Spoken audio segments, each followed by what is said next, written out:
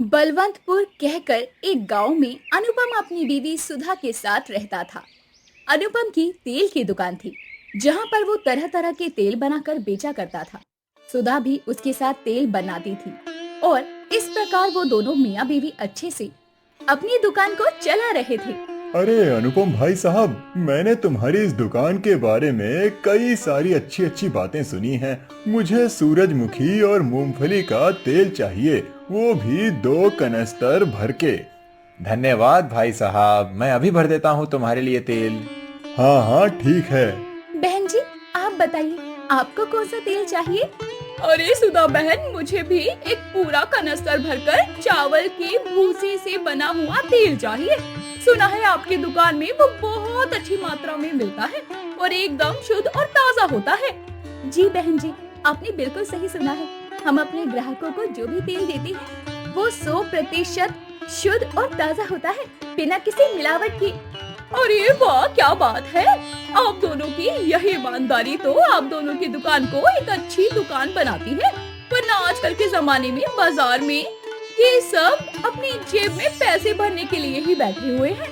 कोई भी पुण्य नहीं कमाना चाहता है, सब बस पाप की सीढ़ी से ही आगे बढ़ना चाह रहे हैं। ग्राहक सुधा और अनुपम के नेक और परोपकारी स्वभाव को देखकर काफी प्रसन्न होते हैं और उन्हें उनकी बातें सुनकर ही एक अलग सा अपनापन महसूस होता है। ये भी एक बहुत बड़ा कारण होता है सुधा और अनुपम के तेल की दुकान की तरक्की का। लेकिन उनकी दुकान के सामने एक मसाले की दुकान होती है, जिसकी मालकिन झुमरी नाम की एक खड़ूस महिला होती है। वो सुधा और अनुपम की दुकान की प्रगति देखकर खूब जलती है।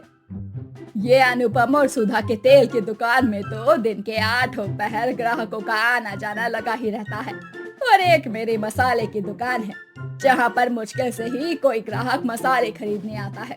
समझ में ही नहीं आता कि या तो मैं पनौती हूँ या ये दुकान। लेकिन असल में देखा जाए तो असली पनौती तो ये दोनों मियाँ बीवी और उनकी ये सड़ी हुई तेल की दुकान है। इन दोनों की दुकान के बाहर ग्राहक जमे हुए रहते हैं और सबकी नजर बस इनके तेल की दुकान पर ही जाती है। और मेरी दुकान पर तो कुत्ता तक दुम हिलाते हुए नहीं आता। अनुपम और सुधा दिन रात और खून पसीना एक करके मेहनत मशक्कत करते हैं और तेल बनाते हैं। वो निस्वार्थ भाव से अपना काम करते हैं, इसीलिए लक्ष्मी मैया की उन पर कृपा बनी हुई रहती है। लेकिन उनकी दिन ब दिन बढ़ती उन्नति को देखकर झुमरी मसाले वाली की जलन भी बढ़ती जाती है और उस जलन के मारे उसके मन में बुरे विचार उत्पन्न होने लगते हैं।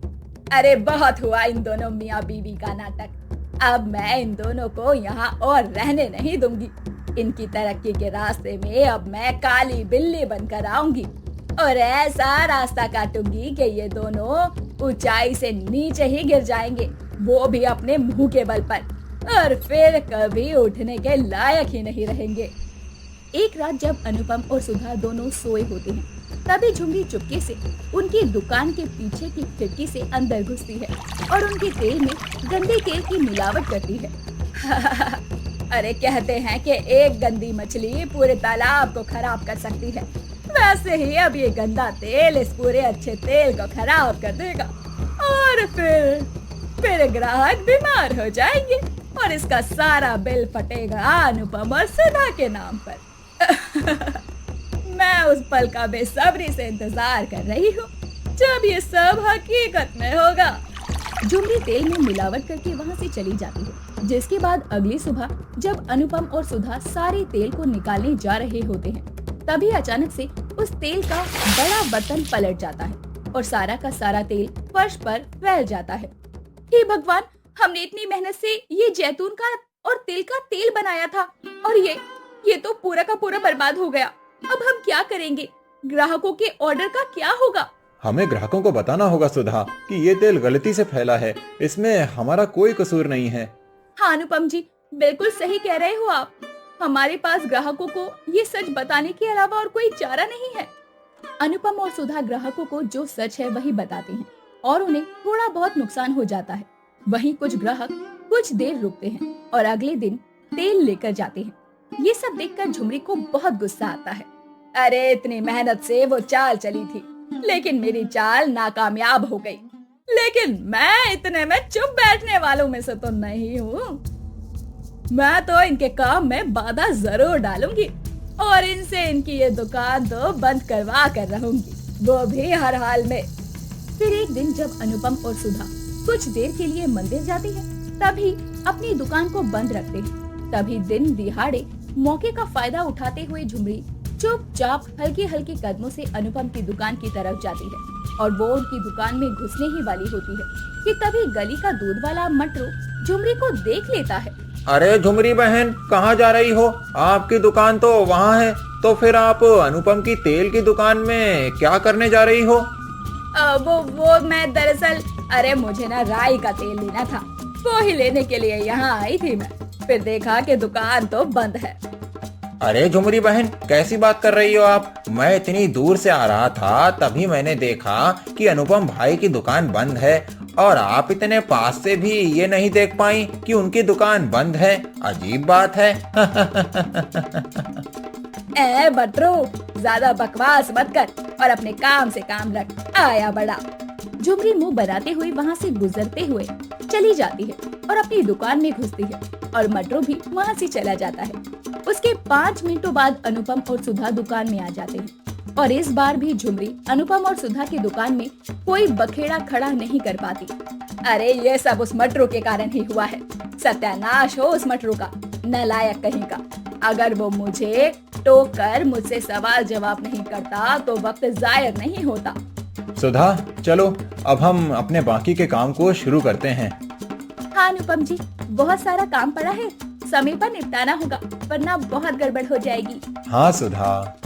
एक दिन झुमरी अपनी दुकान में बैठी हुई देखती है कि अनुपम पैसे गिन रहा है और उसके हाथ में इतने सारे पैसे देखकर झुमरी की आंखें फटी की फटी रह जाती है।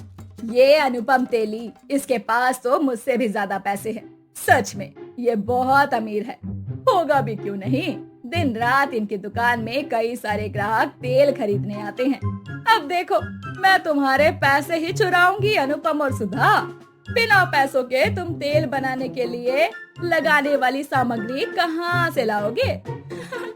एक प्रकार से तुम्हारा काम ही रुक जाएगा। झुमरी फिर एक बार रात में चुपके से अनुपम और सुधा की दुकान में घुसकर अनुपम के पैसों की पोटली को चुराती है और उस पोटली को अपने साथ ले जाती है। अब अनुपम की दुकान के पैसों की पोटली मेरे पास है। अब उनके पास कुछ पैसे ही नहीं बचे हैं। अगले दिन जब सुधा और अनुपम दुकान से पैसों की पोटली गायब देखकर बहुत ज्यादा घबरा जाते हैं, तो वो उस पोटली को पूरी दुकान में ढूंढते हैं, लेकिन उन्हें वो पोटली कहीं भी नहीं मिलती। हे राम, अब हम क्या करें अनुपम जी? पोटली तो कहीं भी नहीं मिल रही है। हाँ सुधा, मुझे अच्छी तरह से याद है कि मैंने पोटली यहीं पर रखी थी। उस पोटली में ही सारे के सारे पैसे थे। अब हम बिना पैसे के काम को आगे कैसे बढ़ाएंगे? आज तो सामग्री भी लानी थी, सारी की सारी सामग्री खत्म हो चुकी है। बगैर सामग्री के हम तेल कैसे बनाएंगे? हाँ अनुपम जी, वही तो बड़ी मुसीबत हो चुकी है। ये क्या? ये देखिए अनुपम जी, हमारी दुकान के पीछे वाली खिड़की ये खुली हुई है। इसका मतलब रात में हमारी दुकान में चोर आया था और उसी ने पैसों की पोटली को चुराया है। सुधा, तुम बिल्कुल सही कह रही हो, वही हुआ है। वरना ये पीछे वाली खिड़की को तो हम दोनों बिल्कुल छूते भी नहीं हैं। अब हम क्या करें जी? कैसे पता लगाएं कि किसने चोरी की है? हमें ये बात मुखिया जी को बतानी होगी। अब वही हमें इस दुविधा भरे समय में मदद कर सकेंगे। जी चलिए, अभी उनके पास चलते हैं। वो दोनों गांव के मुखिया के पास जाते हैं और उसे जाकर सब कुछ बताते हैं। ये सब सुनने के बाद मुखिया भी बहुत चक्का रह जाता है। तुम्हारी दुकान में चोरी? हे भगवान!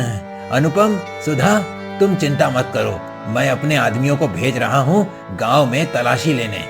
हाँ मुखिया जी, मैं आपसे विनती करता हूँ, वो पोटली ढूंढ निकालिए, क्योंकि उसमें हमारी महीने भर की कमाई थी। अगर थोड़े बहुत पैसे होते तो इतनी चिंता नहीं होती, लेकिन बहुत सारे पैसे हैं। जी मुखिया जी। तुम दोनों को विनती करने की कोई आवश्यकता नहीं है। मैं जानता हूँ कि तुम दोनों पति पत्नी कितने मेहनती और ईमानदार हो। मेरी घरवाली को भी तुम्हारे दुकान का तेल बड़ा पसंद आता है और मेरे परिवार वाले भी तुम्हारे तेल में पका हुआ खाना बड़े चाव से खाते हैं। मैं तुम दोनों के पैसों को चुराने वाले चोर को पकड़ कर ही रहूंगा।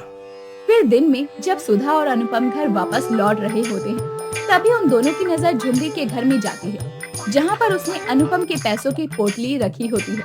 वो दोनों झुमरी के पास जाकर उससे चिल्लाते हुए कहते हैं, झुमरी, तुमसे ये उम्मीद नहीं थी, तुम इतनी गिर जाओगी, ये कभी मैंने सोचा नहीं था।